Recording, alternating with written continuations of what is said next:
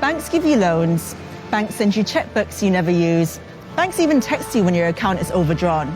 Banks are so important that when they get into a mess, the government bails them out, unlike the rest of us.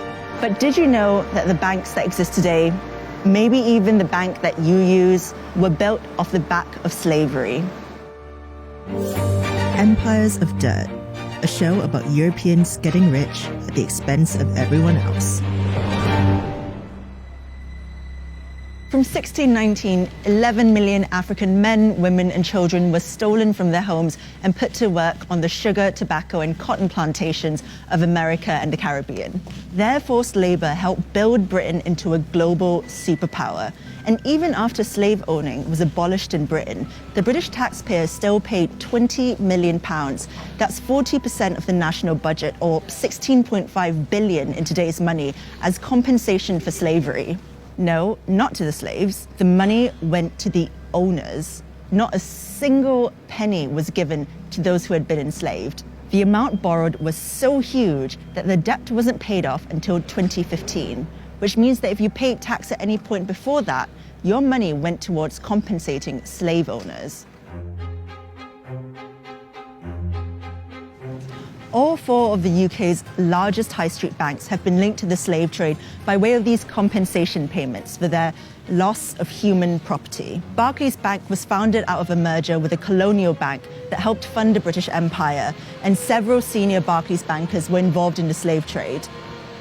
Through HSBC's merger with Midland Bank, one of its first managers, George Pollard, received £230,000 of today's money from British taxpayers as compensation. In exchange, he gave up 134 enslaved people on the Caribbean island of Nevis in the 1830s.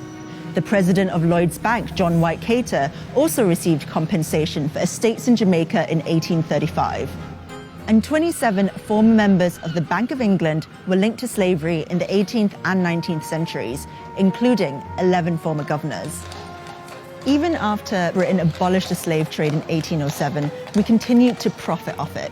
Bankers just pivoted to indirect means of making money from the exploitation and trafficking of human beings.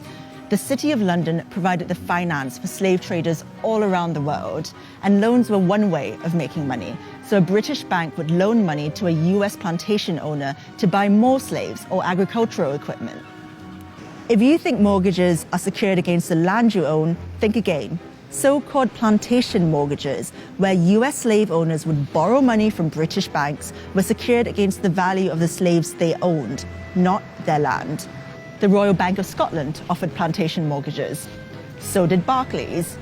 These mortgages were then bundled into bonds and sold to investors all over the world. When the US slave owners made repayments, the people who owned those bonds made a small profit. The City of London has defined British wealth for hundreds of years. Money comes in and money goes out to countries all over the world. And our status as a global power rests on our financial institutions. But the labor that built many of these institutions was enslaved. Iconic buildings like the Guildhall in the heart of the City of London epitomise Britain's involvement with the slave trade. Between 1660 and 1690, 15 Lord Mayors of London were shareholders in the Royal Africa Company, which shipped more African slaves to the Americas than any other institution in the history of slavery. A statue of William Beckford Sr., twice Lord Mayor of London, still stands in the Guildhall to this day. Beckford grew rich off the toil of slaves he owned on 20,000 acres of land in Jamaica. The Royal Exchange was the heart of the City of London, where stocks were bought and traded from all over the world. It was funded by Sir William Garrard, who helped to develop the Moroccan slave trade in the 1500s. So the blood and toil of African slaves literally helped build the bricks of the City of London. Following the Black Lives Matter protests, the insurance company Lloyds of London agreed to pay reparations to black community groups for its involvement in the slave trade. Campaigners are calling on the banks to follow suit.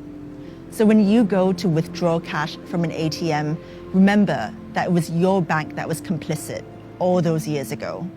Slavery built the financial institutions we use today.